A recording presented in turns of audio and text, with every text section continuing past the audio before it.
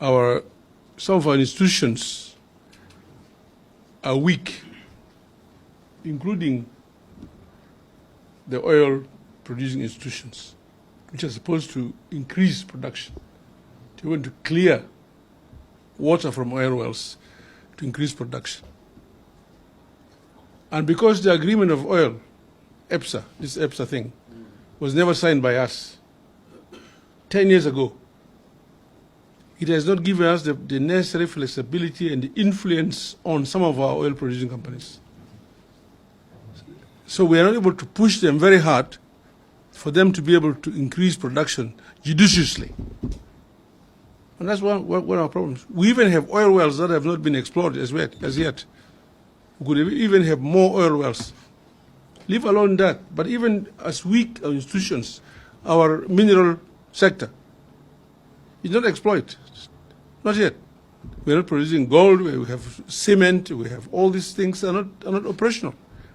So I was saying that we have weak institutions. We really mean it in a bigger picture, not just on oil, not just on non-oil revenue. On the oil revenue, the governor of the bank has explained the conventional way of collecting taxes is that you bring goods, you go and pay to the bank. There is nothing called exemption. There is nothing called paying cash to an individual. There is nothing called, you don't see money. Money goes straight to a government account. But that system is not in place. There is something called value-added tax, which is usually up to 18, 20%. Mafi. So all the people operating hotels here are just getting money free of charge. That's what we mean by weak institution. And it's our drive to make sure that we fix this institution. On the Sudan conflict, surely most of you came from Sudan. Surely. And you know what it means. It affects the longest border of our country. It is flushed in almost 500,000 or even more than 500,000 people to come and take refuge. And now the country is divided, controlled in security-wise by many factions.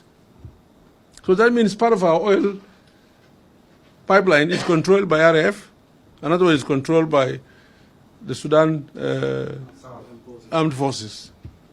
If you don't play your politics correctly, and thank God, our president is now the chair of East Community, and he is known to be the only one who can bring peace in the Sudan, because he can talk to both sides collegially, friendly, and they respect him. They could have even shot the pipeline. And what would happen? This country would collapse. Foreigners have taken over our market. Where are you, South Sudanese? What money don't you have? Even Moyo, Gangulen, seriously, this is abusing. Now we see electricians are foreigners, carpenters are foreigners, drivers are foreigners, everybody is foreigner. Even the journalists are foreigners, probably. I mean, we have to rise up. The liberation of a country is not just removing the enemy, it's also checking and taking over the other sectors. That's what liberation is about. So let's work with our government, let's work with the people for us to be able to complete this liberation. Not just freedom, political freedom, but also economic independence. Very important. Security independence, very important. So when we talk about these people being deployed without guns, you know, the important thing is that they've been deployed.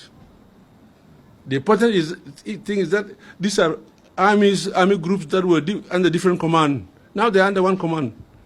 The president is not the commander-in-chief. And they're not fighting each other anyway. They've been together for 3 years.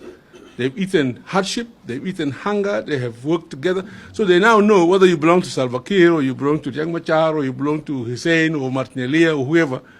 They don't treat you differently. The suffering is the same. So that has strengthened their nationalism. When we believe that they will be there to even prevent Zolderem Ingilab. Ingilab Tashunia said. In Akalna Nar, training of cantonment. Fizol Farrago, Fizol Dollarat, Fizol. So this country is being built with a lot of thinking, a lot of philosophy that you need to recognize. Guns will come.